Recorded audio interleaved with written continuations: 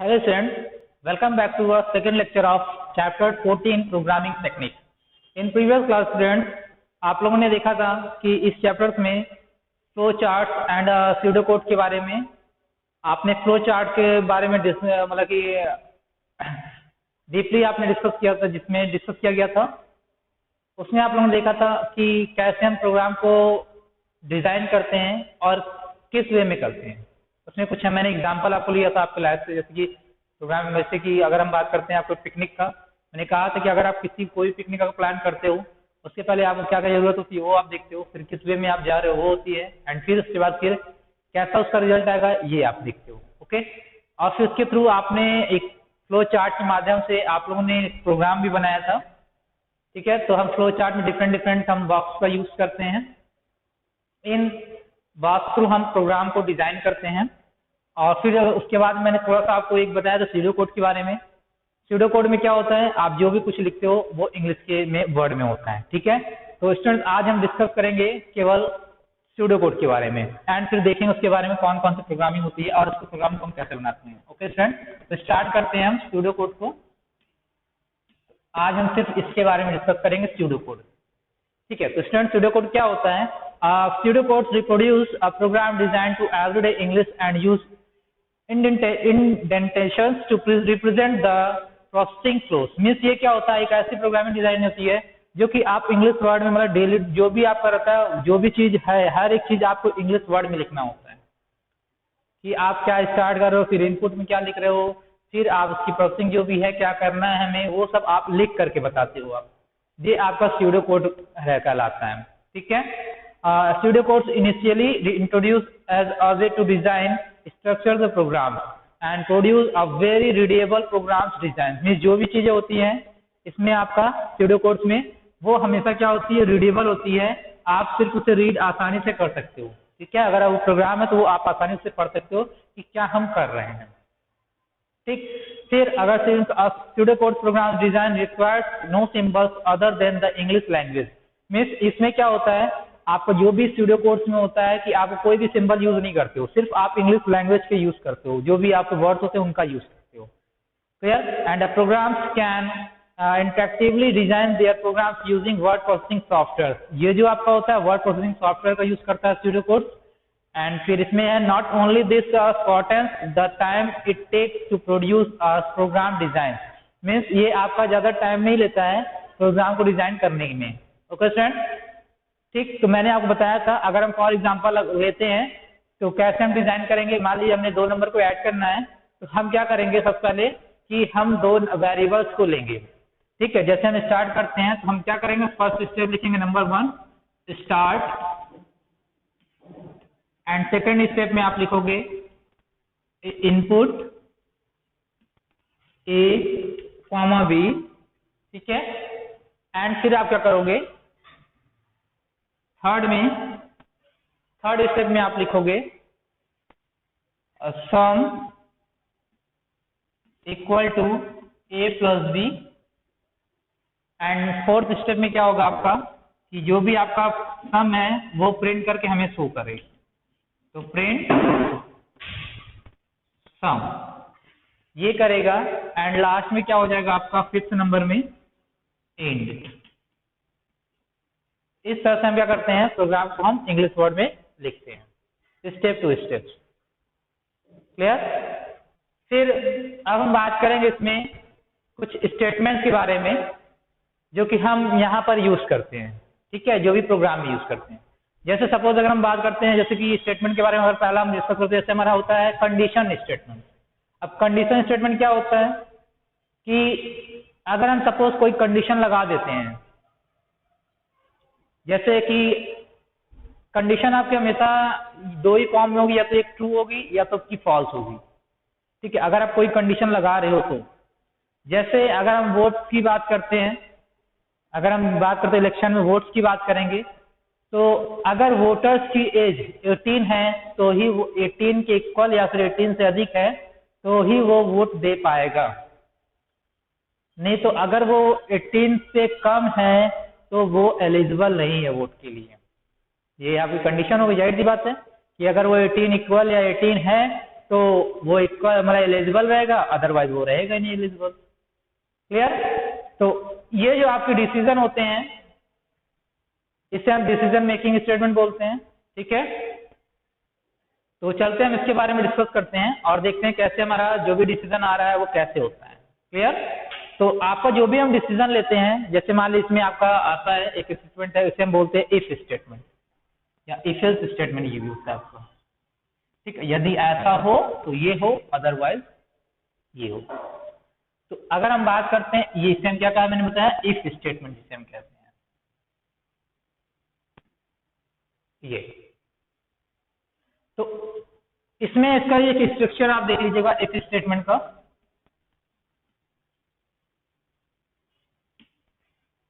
इसका स्ट्रक्चर हम आपको बता देते हैं कैसे हम लिखेंगे।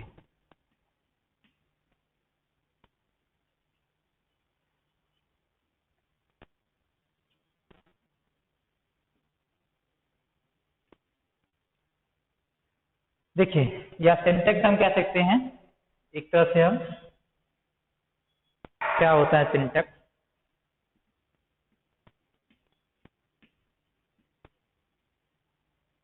हम जहां भी यूज करेंगे इफ स्टेटमेंट को लिखेंगे इफ, एंड जो भी कंडीशन हमारी रहेगी वो कंडीशन,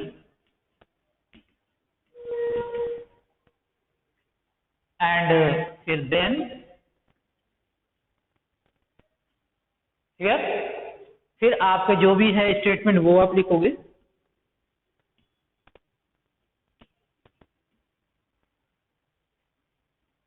यदि वो स्टेटमेंट ट्रू होती है तो जो भी आपने कंडीशन अगर ट्रू होती है तो वो स्टेटमेंट प्रिंट करेगा, नहीं आप फिर लिखोगे इल्स। अगर फॉल्स होती है तो इल्स, और फिर जो फॉल्स वाली कंडीशन है वो लिखोगे आप स्टेटमेंट यहां पर।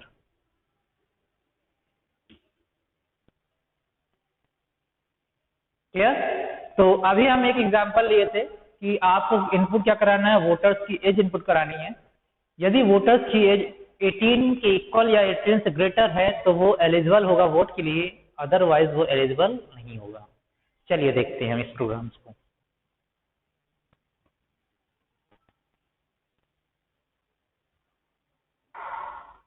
पहला step start, second step input age. अगर आपको यहाँ मेंशन करना है तो आप मेंशन कर सकते हो, नहीं तो आप इनपुट करोगे बार बार। ठीक है, थर्ड नंबर पे आप क्या दोगे, कंडीशन दोगे if age greater than or equal to 18, then print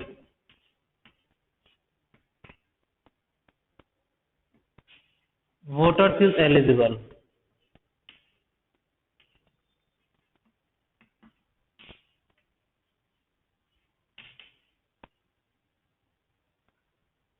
and अगर ये फॉल्स होती है तो आप इल्स में आ जाओगे। आप ये आपका फोर्थ स्टेप है, एंड ये फिफ्थ एंड सिक्स में आपका हो जाएगा। इल्स में जब जाओगे तो आपका क्या प्रिंट करेगा,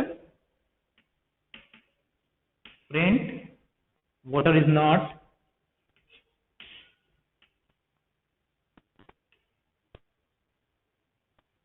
वोटर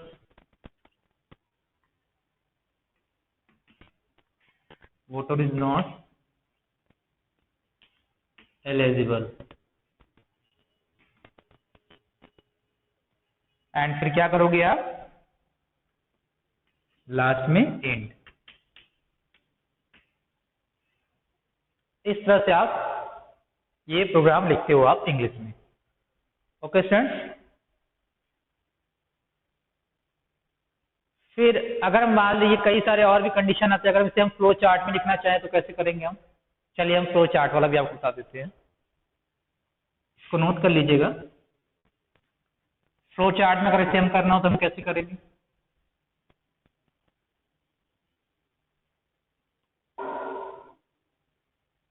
हम तो पहले करेंगे स्टार्ट, फिर हमें क्या करना होता है, इनपुट बॉक्स लेना होता है,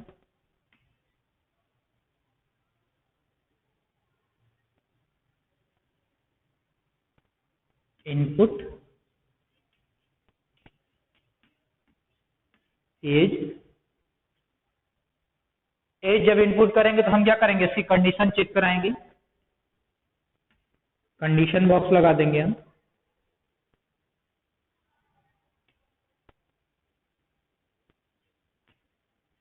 as greater than or equal to 18। यदि आपका ये कंडीशन ट्रू होता है तो क्या प्रिंट करेगा आपका, ये यस होता है, ठीक है, इधर नो होता है। यदि ये ट्रू होता है तो आपका आउटपुट क्या आना चाहिए,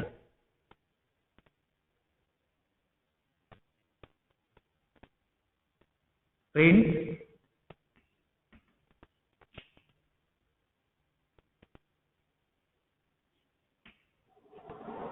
एलिजिबल फॉर वोट,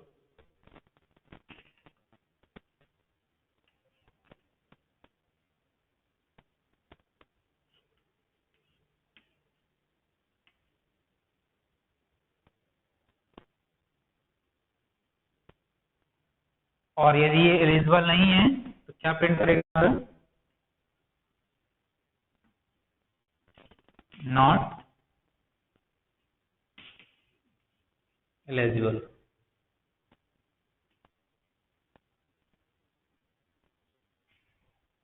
एंड फिर उसके बाद क्या करेगा ये, अगर ये ट्रू होता है तो क्या करेगा ये, फिर प्रोग्राम आपका क्या होगा, एंड हो जाएगा।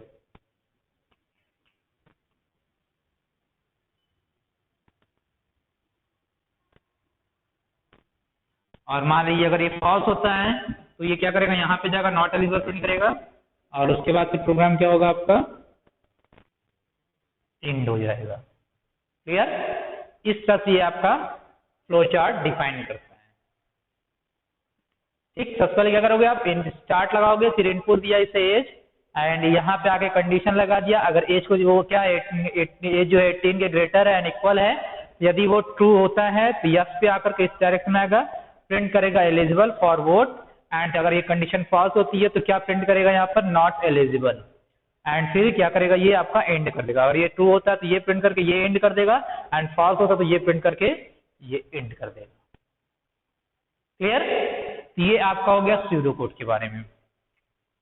अब चलते स्टूडेंट हम बात करते हैं, अगर हम नेक्स्ट हमारा जो है टॉपिक है हमारा प्रोग्रामिंग टेक्निक, जिसके बारे में हम स्टार्टिंग से डिस्कस कर रहे थे, और आपका ये चैप्टर्स भी है।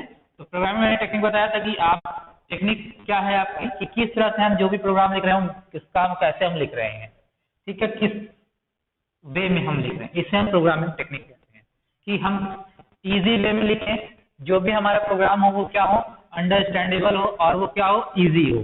कोई भी अगर प्रोग्रामर है या कोई भी यूजर है, उस प्रोग्राम को क्या करे, आसानी से वो समझ जाए। ठीक है, कि ये कोई भी हो, कभी भी हो, तो वो क्या हो कि आसानी से उस प्रोग्राम को समझ जाए। ठीक है, और अगर इसमें जो भी स्टेप्स हैं, अगर हम कई सारे स्टेप्स लिख रहे हैं, अगर हम प्रोग्राम में डिफरेंट स्टेप्स, तो जो पहला स्टेप है अगर हम उसमें कोई चेंजेस करते हैं तो सेकंड स्टेप में भी कोई डिफरेंट नहीं आना चाहिए। ठीक है ना, कि मगर ये पहले में हम चेंज कर रहे हैं तो दूसरे वाले में अपसेट उसे कर दे, मतलब जैसे उसमें चेंजेस कर दे, ऐसा नहीं होना चाहिए। ठीक है ना, तो इसमें एक यही है कि ये फीचर्स क्या हैं, जो कि अगर हम किसी भी स्टेप में अगर हम चेंज कर रहे हैं तो वो दूसरे अनदर स्टेप्स को वो अपसेट नहीं करता है। ठीक है ना, उसमें कोई भी चेंजेस नहीं करता है। और हमेशा प्रोग्राम क्या होता है, हमेशा ऐसा बनाना चाहिए कि कोई भी यूजर को, जो अगर फर्स्ट टाइम भी यूज कर रहा है, तो आसानी से वो क्या हो, उस प्रोग्राम को समझ सके कि आपने क्या किया है। क्लियर, तो स्टूडेंट्स ये जो आपका होता है, जो प्रोग्रामिंग टेक्निक्स है, ये आपके 3 टाइप्स की यूज की जाती है। पहला आपका होता है स्ट्रक्चर्ड प्रोग्रामिंग, एंड सेकंड आपका होता है, पहला आपका है स्ट्रक्चर प्रोग्रामिंग, एंड सेकंड आपका है मॉड्यूलर प्रोग्रामिंग, एंड थर्ड आपका है top down approach programming.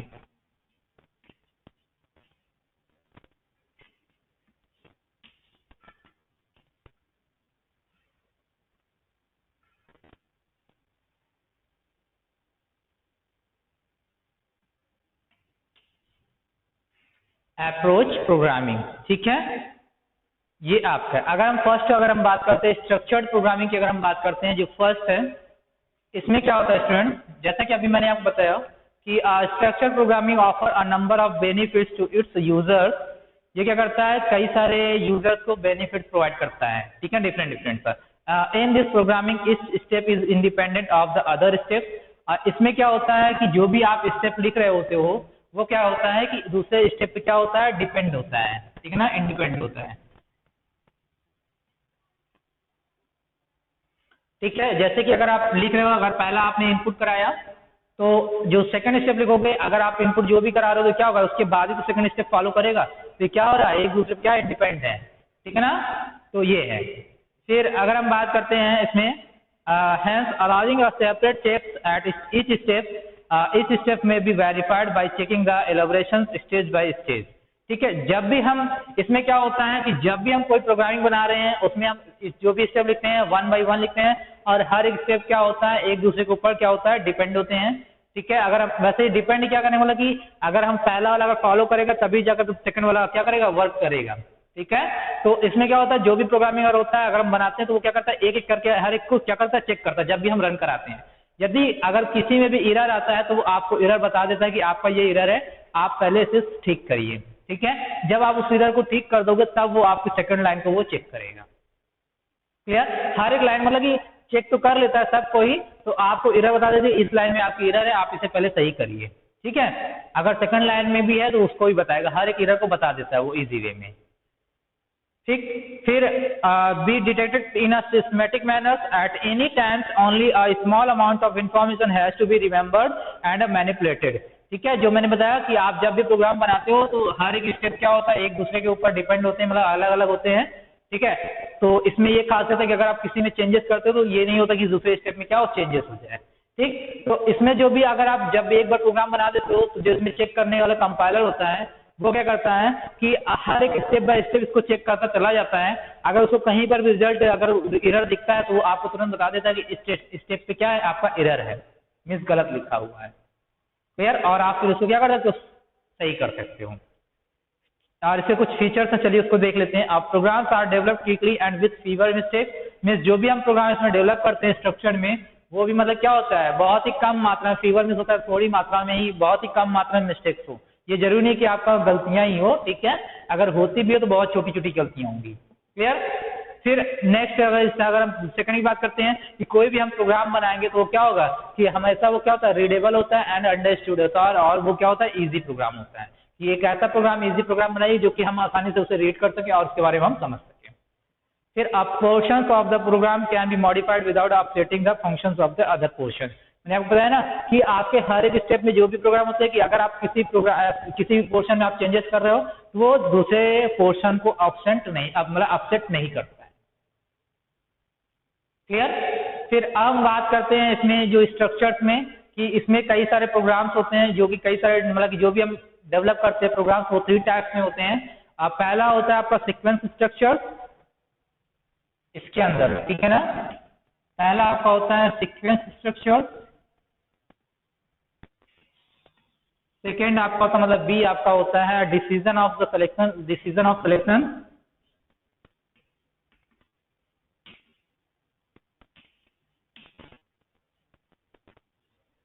Selection structure means क्या हम डिसीजन ले रहे हैं और क्या, जब डिसीजन अगर ट्रू हो तो क्या सेलेक्ट करें, ठीक है।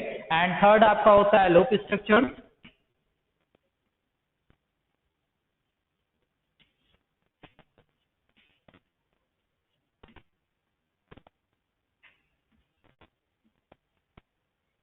ये आपका होता है, क्लियर। तो अब चलते हैं हम पहले, अगर हम बात करते हैं सीक्वेंस स्ट्रक्चर्स की, तो सीक्वेंस में क्या होता है स्टूडेंट, जब भी आप कोई प्रोग्राम बना रहे होते हो तो वो क्या होता है, स्टेप बाय स्टेप होता है, यही तो होता है ना। अगर आप सीक्वेंस की अगर हम बात करते हैं तो सीक्वेंस मतलब क्या होता है, 1 by 1 वर्क करना। अगर आप कोई भी प्रोग्राम बना रहे हो तो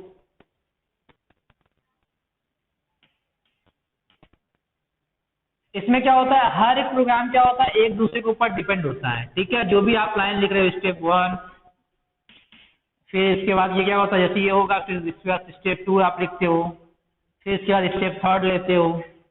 ये क्या करते हो आप, एक सीक्वेंस में लिखते हो एंड लास्ट में क्या करते हो आप, प्रोग्राम को एंड कर देते हो, ये तो करते हो ना आप। ये क्या करते हो, एक सीक्वेंस फॉर्म में आप प्रोग्राम को लिखते हो, इसे हम कहते हैं सीक्वेंस स्ट्रक्चर्ड प्रोग्राम।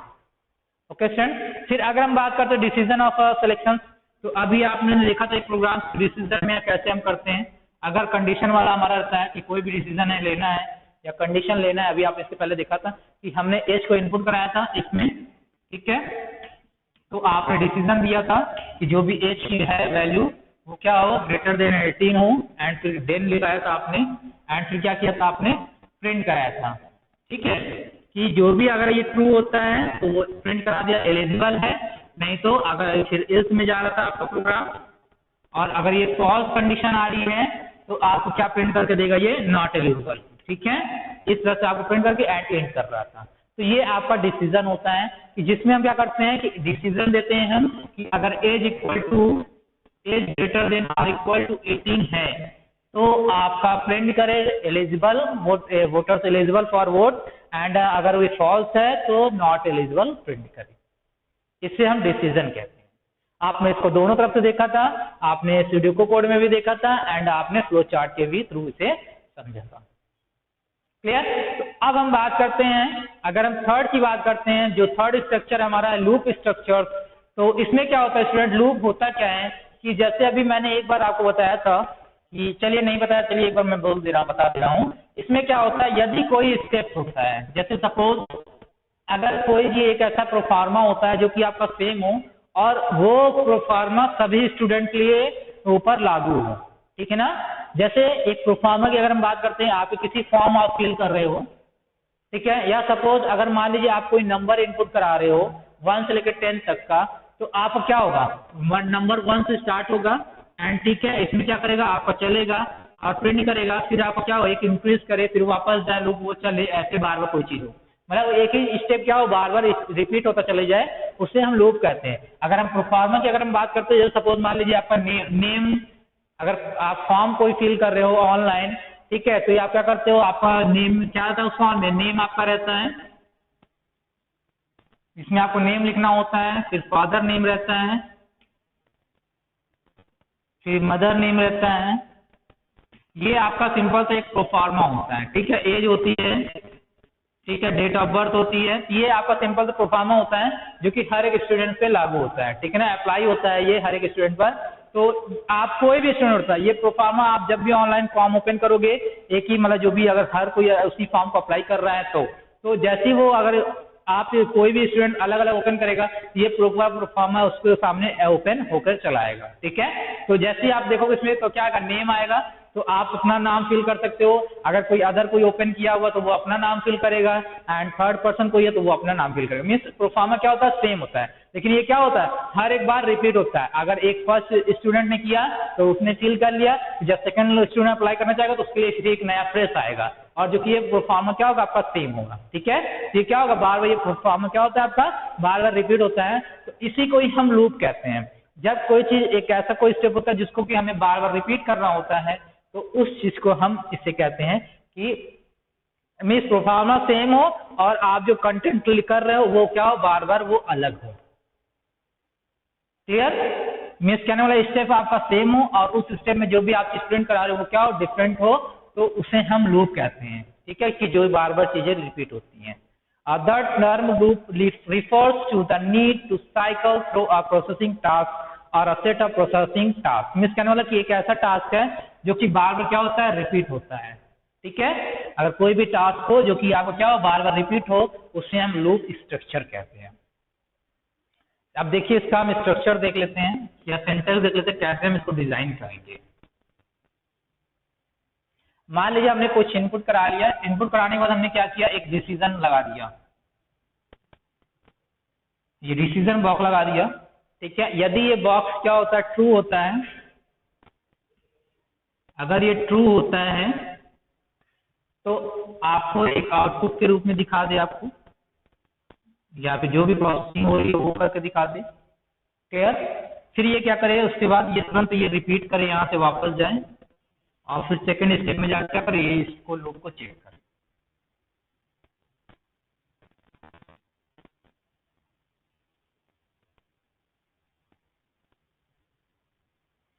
एंड फिर ये क्या करे, वापस यहाँ पे जो अगर ये फिर आता है, यहाँ चेक करता है ट्रू होता है, फिर से जो भी यहाँ पे चीज लिखा हो उसे प्रिंट करे एंड फिर वापस जाए। ये कब तक चलेगा, जब तक कि आपका क्या हो, फॉल्स ना हो जाए। क्लियर। सपोज अगर हम मान लीजिए हम कोई नंबर ले लिए एन से वन से स्टार्ट कर रहे हैं और जो हमारा एन की वैल्यू हो वो ग्रेटर देन और इक्वल 10 हो, मतलब स्मॉलर देन और इक्वल टू 10 है। मीन्स कि जो भी हम नंबर प्रिंट करा रहे हैं वो एन से, जबकि एन की वैल्यू 10 से छोटी या फिर इक्वल नहीं हो जाती है, तब तक ये लूप चलना चाहिए और आपका एन क्या करे, प्रिंट करता चला जाए। क्लियर। तो अगर ये चलेगा तब तक प्रिंट करता जाएगा। यहाँ पे जैसे ये फॉल्स होता है, ठीक है, अगर 11 वैल्यू भी फॉल्स होता है, जैसे मान लीजिए कंडीशन फॉल्स होता है तो फॉल्स वाला कंडीशन इधर देंगे, यहाँ पे लिखेंगे फॉल्स एंड फिर क्या करेगा आपका प्रोग्राम, एंड कर देगा। क्लियर।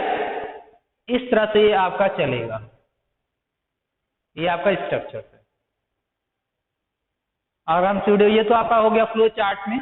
अगर हम सूडो कोड्स की अगर हम बात करते हैं, अगर कोई चीज बार बार स्ट्रक्चर जैसे कि रिपीट हो रहा है, ठीक है, जैसे सिंपल लेते हैं input 2 numbers and print their sum, subtraction, division and multiplication. अगर हम बात करते हैं तो हम क्या करेंगे, सूडो कोड की अगर हम बात करते हैं, ये आपका फ्लो चार्ट में था, हम दोनों आपको समझा रहे हैं कैसे हम फ्लो चार्ट में करेंगे एंड सूडो कोड में कैसे करेंगे। तो अगर हम सूडो कोड की बात कर रहे हैं तो सूडो कोड में आप क्या लिखोगे, स्टार्ट तो करोगे फर्स्ट स्टेज स्टार्ट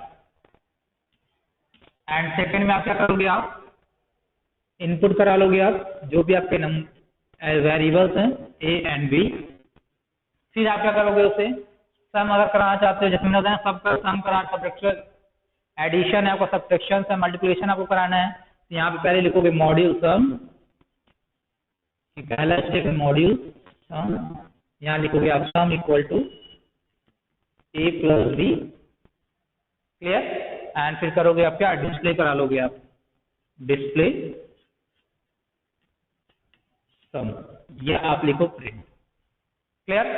एंड फिर एंड ऑफ मॉड्यूल कर दो आप, जो कि आपका क्या हो जाएगा, पहला आपका स्टेप क्लोज हो जाएगा। मतलब आप बता रहे हो इंग्लिश वर्ड में एंड ऑफ मॉड्यूल।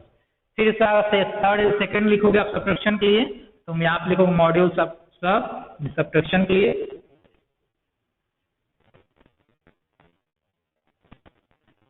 फिर आप लिखो sub equal to A minus B and display sub and end of module. इस तरह से आप करोगे। क्लियर। तो आपको बार बार लिखना होता है जब तक आपको ये प्रोग्राम होता है और लास्ट में क्या करोगे, फिर आप एंड कर दोगे। फिर अब हम बात करते हैं टॉप डाउन की, जो कि हमारा थर्ड है अप्रोच था, टॉप डाउन अप्रोच।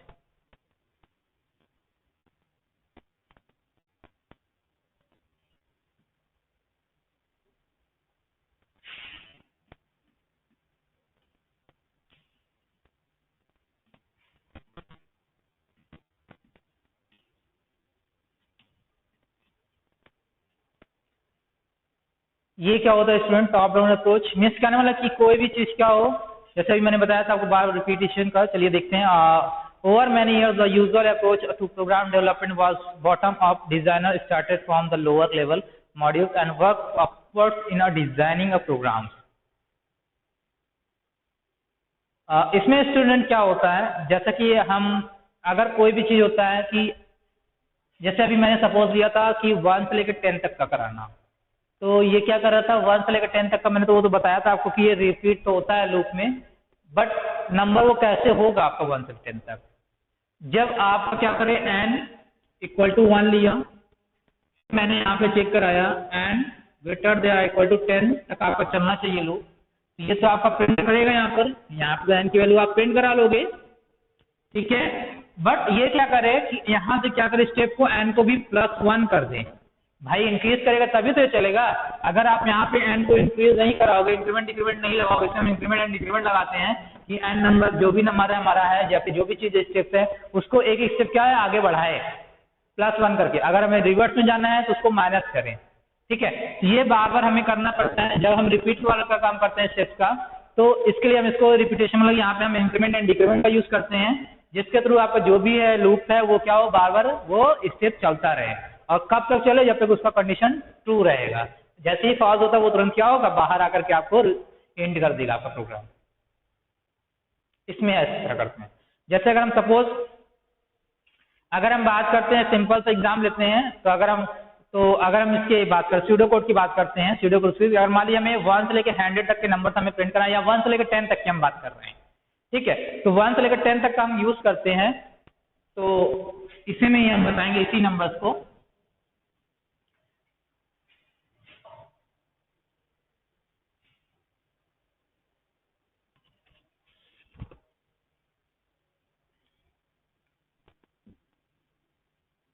स्टार्ट, आप कोई नंबर ले लो, n इक्वल टू 1, इनपुट करा लिया आपने, यहाँ पे इनपुट आप देख सकते हो, input n equal to 1, and फिर आप कंडीशन लगा दो if n equal to n greater than or equal to 10, तो आप क्या प्रिंट करोगे, देन अगर ये ट्रू होता है, ठीक है, तो आपको क्या प्रिंट करें, n की वैल्यू। क्लियर? स्टेप यहाँ पे लिख दो, ये 1 हो गया स्टेप, ये 2 हो गया ये स्टेप, ये 3 स्टेप है, ये 4 स्टेप है, ठीक है। तो ये प्रिंट क्या करे, n कर दे, एंड फिर 5th स्टेप में क्या होगा आपका कि ये होगा, और फिर इसको तो हमें इंक्रीज भी करना है ना, तो प्रिंट इसमें क्या होगा, नेक्स्ट स्टेप में हम क्या करेंगे, यहाँ पे हम लिखेंगे n equal to n plus 1। भाई हमें क्या करना है, ये क्या करेगा, यहाँ से n की वैल्यू कंडीशन देखेगा ट्रू है, n को यहाँ पे फिर करेगा, फिर n को क्या करेगा, इंक्रीज करेगा, एंड फिर ये क्या करेगा, रिपीटेशन का काम करेगा, वापस जाएगा। अब वापस जाएगा तो यहाँ पे क्या लिखेंगे हम, यहाँ पर इसमें 6th स्टेप में ई गो टू, कौन सा स्टेप है, यहाँ पे आना है ना, गो टू स्टेप 3rd। क्लियर? अगर ये ट्रू है तो कितना, ये कंडीशन यहाँ पे आके n की वैल्यू प्रिंट करेगा, एंड फिर n को क्या करेगा, +1 करके एक इंक्रीज कर देगा, जिसमें n की वैल्यू क्या होगी 2, मतलब इंक्रीज बढ़ जाएगा जो भी रहेगा। फिर अगर ये फिर यहाँ पे आएगा गो टू स्टेप 3rd, वापस स्टेप 3rd में भेजेगा, एंड फिर ये तब तक चलेगा। और जैसे ही ये फॉल्स होता है, जैसे ये कंडीशन फॉल्स होती है, ये कहाँ चलेगा आपका स्टेप, गो टू कहाँ, सबसे लास्ट में 7 में। तो 7 स्टेप क्या होगा आपका, एंड प्रोग्राम हो जाएगा आपका, ठीक है। तो कहाँ जाएगा आपका, गो टू स्टेप 7।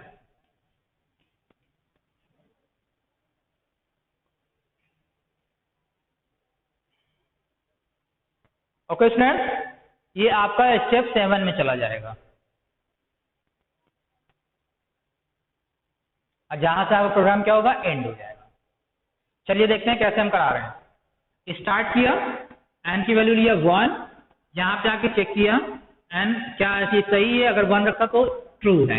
यहाँ पे आया, n की वैल्यू इसने प्रिंट किया, नीचे आया, n की वैल्यू 1 थी, तो 1 + 1 2 हो गया, तो n की वैल्यू 2 हो गई। फिर उसने कहा गो टू स्टेप 3rd, इसने तुरंत 3rd स्टेप में भेजा, n की वैल्यू कितनी थी हमारी, यहाँ पे 2 हो चुकी है, कंडीशन देगा ट्रू, फिर वापस आएगा 2 प्रिंट करेगा, फिर n की वैल्यू कितनी हो जाएगी, 2 and 1 3, तो n की वैल्यू 3 हो जाएगी, फिर इससे वापस करेगा, ठीक है। अब एट द एंड मान लीजिए यहाँ पे n की वैल्यू 11 हो गई, कंडीशन इसने देखा फॉल्स, फिर आगे क्या कह रहा है, ये कह रहा है गो टू स्टेप 7, तुरंत ये क्या करेगा, स्टेप 7 पे भेजेगा, एंड आपको क्या करेगा, फॉल्स कर प्रोग्राम एंड कर देगा। क्लियर? अगर हम फ्लो चार्ट की अगर हम थ्रू देखते हैं इसे, चलिए हम फ्लो चार्ट में भी आपको दिखा देते हैं।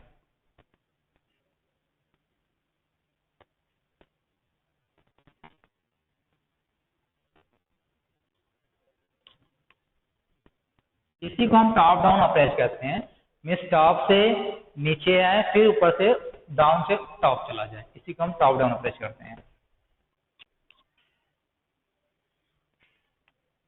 हमारा फ्लो चार्ट ये देखते हैं, हमारा पहले क्या करेंगे, एक ओवल बनाएंगे जिससे हम लिखेंगे start,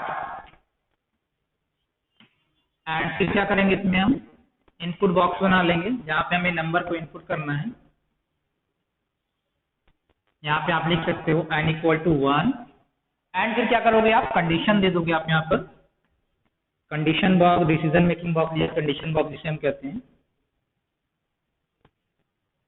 n greater than or equal to 10 ये देंगे।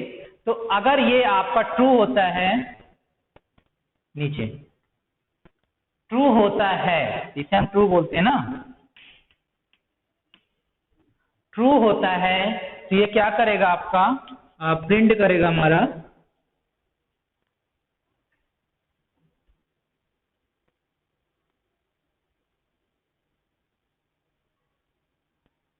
प्रिंट एन की वैल्यू को प्रिंट करेगा। ठीक है, अब फिर ये रिपीटिशन करेगा ना, रिपीट हमें करना है। हम यहाँ क्या करेंगे, एक फिर प्रोसेसिंग बॉक्स लगा देंगे जिससे हम वहां पे एन की वैल्यू को इंक्रीज करेंगे। यहाँ पे हम प्रोसेसिंग बॉक्स लगा देंगे एक तो, जो कि यहाँ पे आएगा N equal to N plus 1। ठीक है, इंक्रीज करेगा एंड फिर ये क्या करेगा, फिर इसको यहाँ कहाँ भेज दे, वापस इस स्टेप में भेज दे और फिर ये वापस रिपीट करे, कंडीशन चेक करे, यदि ट्रू होता है तो एन प्रिंट करे एंड फिर इसका ये चलेगा। ये कब तक चलेगा, जब तक आपका ये फॉल्स नहीं हो जाता है। जैसे ही ये फॉल्स होगा ये तुरंत क्या करेगा, यहाँ पे आएगा एंड ये आपका फॉल्स वाला है लाइन, एंड जैसे ही फॉल्स किया तुरंत ये क्या करेगा, यहाँ से प्रोग्राम को एंड कर देगा।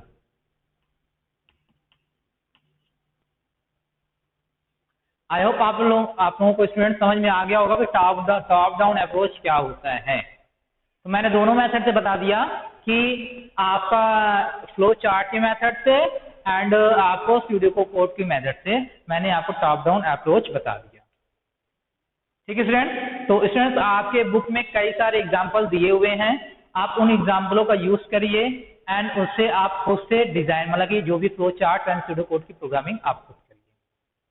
क्लियर स्टूडेंट, तो आज के लिए आपके इस चैप्टर में इतना ही है। ठीक है, तो ये चैप्टर आपका फिनिश हो रहा है, चैप्टर 14 प्रोग्रामिंग टेक्निक्स।